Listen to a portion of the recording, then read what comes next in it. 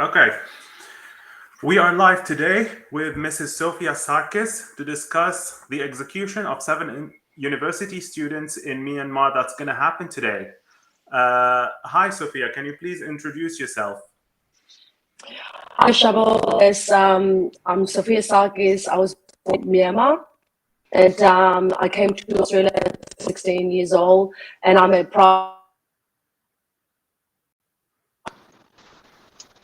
Your connection is breaking up a bit. Sophia, we cannot hear you. Hello?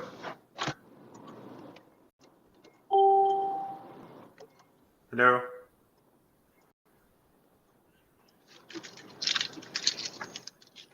Sophia?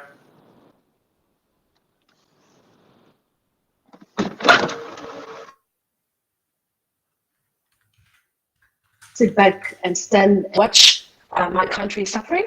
So ever since I have been involved fighting against the military and speaking up for the people, and I'm trying to be the voice for the people that who aren't able to speak and express their feelings. And so I haven't been stopped fighting since that day, and I have been in parliament, and I have been getting in touch with a lot of parliamentarians and speaking about the people freedom and want their right to have a democracy.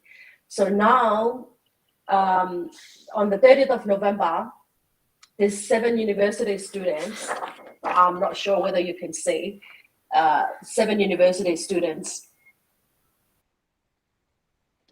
from Dagon University, they have been involving, obviously, in a revolution, and their crimes was just asking for the freedom, freedom of the country, freedom for the people, and freedom for the country.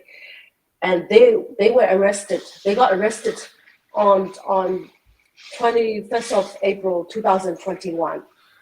And not only they got arrested, they have been arrested with a fabricated story, which was done by the military, that they were involved in the shooting of bank manager, which the bank was under the military ownership.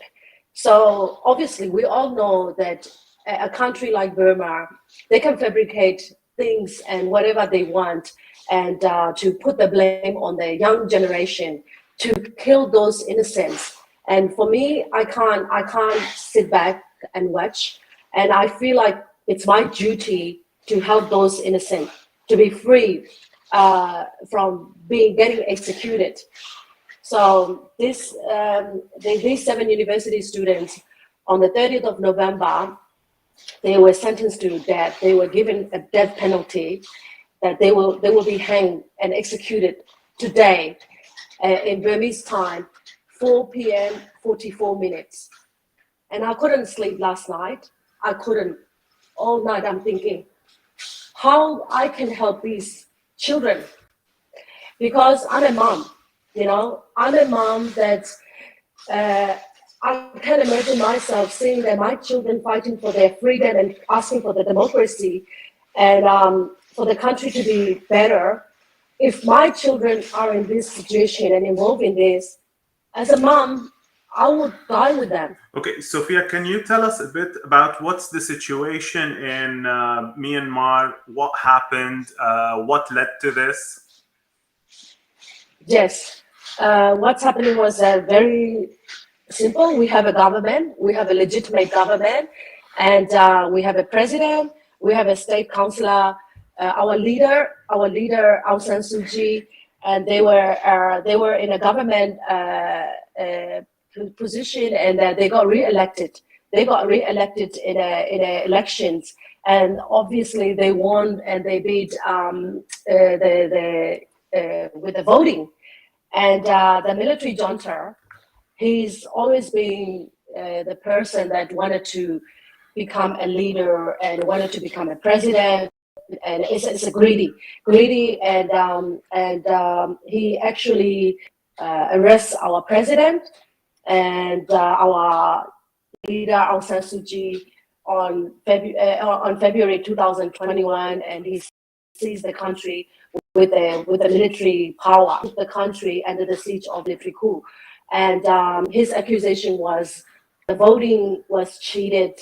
And not only that, he accused our leader that she was illegally having a 6 walkie-talkie, with the terrorism act, and it's ridiculous. Like we all know that. Come on, she's our leader of the country, and she's a state councillor, and having a 6 walkie-talkie is like she has to, obviously get in touch with her security or gatekeeper or the guard or her staff member. So for that, and not only that, she's got accused with the bribery. She's got so many charges, like endless charges, and they wanted to put her in jail with 26 years in prison, and they have more charges to come up to probably a lifetime sentences. And mind you that she's over 70 years old. She's at an old age, and this woman has been nothing but fighting for the country, fighting for the people. And she's a true leader, that she wants to see the country to be in a better situations and better. The country was leading to a better road, better education. In every way, the country was improving. That ever since the military, we have been living under the dictatorship for over 62 years. Obviously, I'm not 62 years, but we went through a lot of hardship and difficulties living under the military dictatorships. So our leader and president and change, and we have the country, the people have tasted democracy and freedom just short amount of 5 years time. And yet I am married to Lebanese. My husband is Lebanese, and we have been back to Burma so many times. My husband loved my country. The people are so peaceful. We are peaceful people, and we love our country. And people don't deserve to suffer of what's happening now. And so people simply start protesting and asking, to release our leader. So this is basically what's happening. But obviously the military, the junta, don't want to release our leader, don't want to hand back the power to the people or the government. And so now we're having basically almost like a civil war. Yes. Okay. And what's the reaction of the international community? What is the international community doing? Nothing, absolutely nothing. ASEAN, United Nations, America, Australian government, everyone, they are condemning the military junta, or they are condemning the death sentences. But the words are no longer enough. People are dying every day. The villages are destroyed. The villages are burned to death, and they got burned with they got burned alive. And there's not many news out there. Sadly, our people are dying and struggling and are fighting and defend themselves for their house, and young children involved. And the world leaders are still negotiating with the military junta, and ASEAN, especially ASEAN, negotiating. And there was a 5 consensus to to offer the peace and to have a conversations and settling the country situations, and the military junta don't care, and they know that the world don't really have a high interest in Burma situations, because from my point of view, the way I see it is our poor Burma country, we have nothing left to offer for the world to be interested. So people are feeling helpless. People has to find their own way to fight back. The saddest part is, the young students, they're supposed to be in the school and studying and peacefully. They have to find the weapons to fight back, to protect themselves.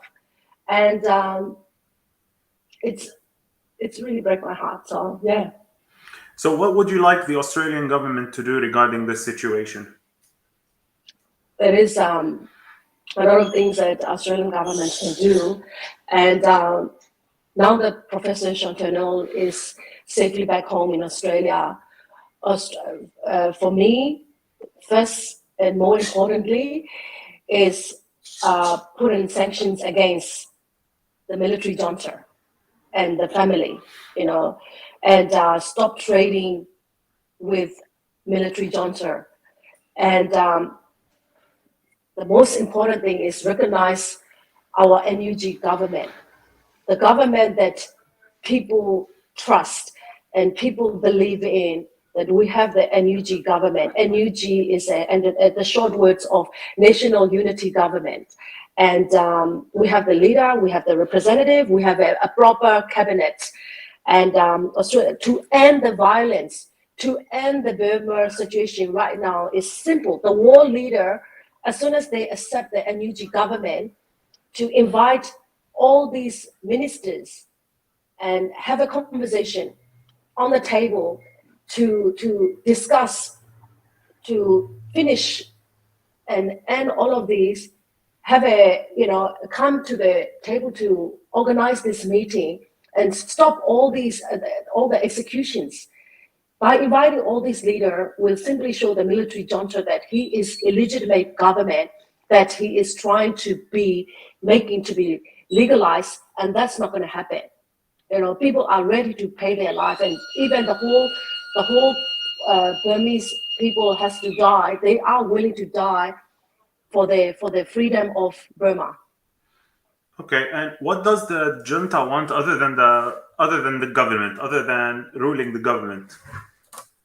No, all he wants is he wants to rule the country, and he wants all the people to be like back into the communism, to strict with the freedom, and he claimed all the treasures, and he claimed all the monies of the people, and the country are become so poor. Similar situation with to be honest, similar situation with Lebanon. But we are determined, inside and outside, inside the country of the people and outside of the country. Like me, we are determined to fight and end this once for all. We don't want to see the people, and we don't want the country to go back and live under the dictatorship, and we don't want the young generation to go through and not seeing and not opening their eyes and ears, and and living not knowing what's happening in the world. Like, we're not going to let that happen. The young generation deserve to live with the freedom, like freedom to act, free to speak with their own mind. Like me now. I'm glad that I left from Burma since young age, that I'm able to speak what my opinion is. But imagine that if I'm in Burma right now, I'm going to be one of the person that's going to get executed as well. So I assume there's also a lot of refugees leaving Burma. Are you aware of the situation, and can you tell us a bit more about it? Yes, of course. A lot of people have lost their houses. They have to flee. They have to abandon their places not because of they wanted to. Their home and their village has been destroyed by the military. It's a war zone. It's a war zone. The military is using their aircraft to bombing and burning their people alive. So they have to run and flee to the border of Thailand, and where people are struggling, and they don't have shelters. They don't have enough a proper place to stay. Children are involved, and newborns are involved, and and elderlies are involved.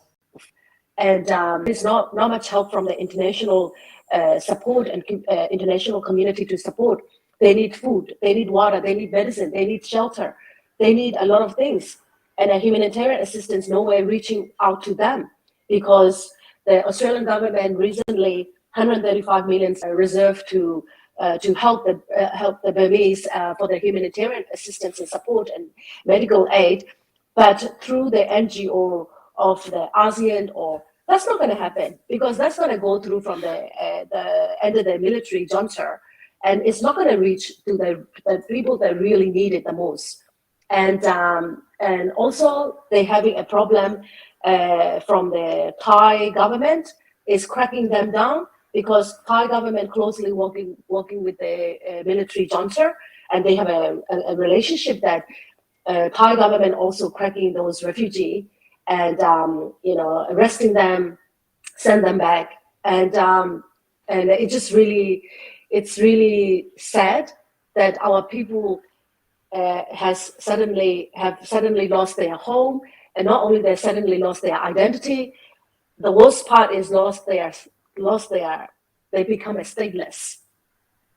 Not knowing where to go, not knowing what their future holds, and it's really heartbreaking.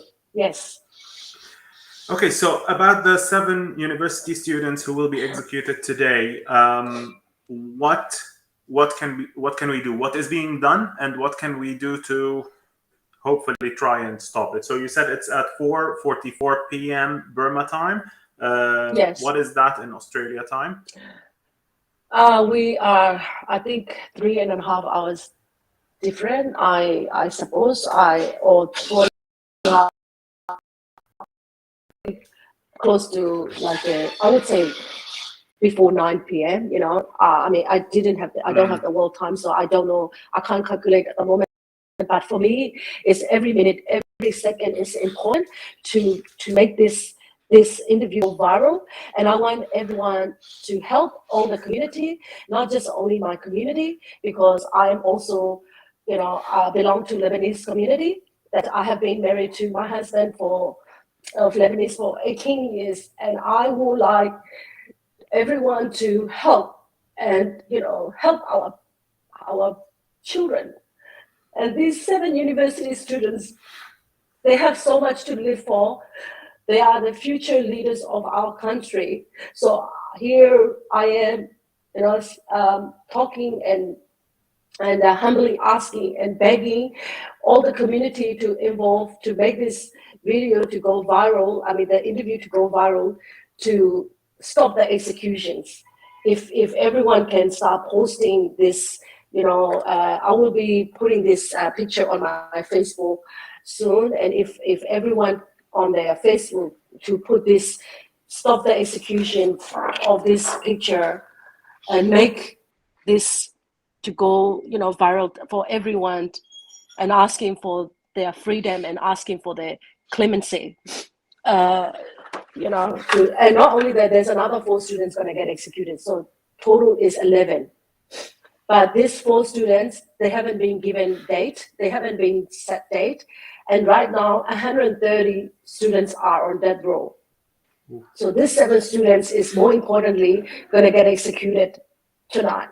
So I am asking from my heart to yours to help and save those kids, because I am a mother that, I try to visualize in their mom's situation.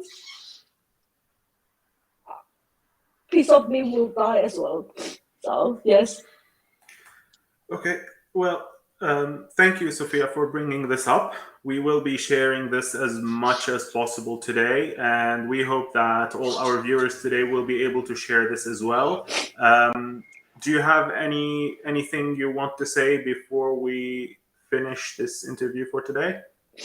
I would like to ask for, my Lebanese family, Lebanese community, to stand with me, stand with us, stand with my community, Burmese community, for the future, protests and anything to do with Burma, to help to regain and restore the democracy back into their country. Thank you, Shabul, and thank you for having me, and thank you for giving the time to have an interview. And I hope, I managed to save those kids and the future executions. Let's hope for the best. Thank you, Sophia, and have a good day.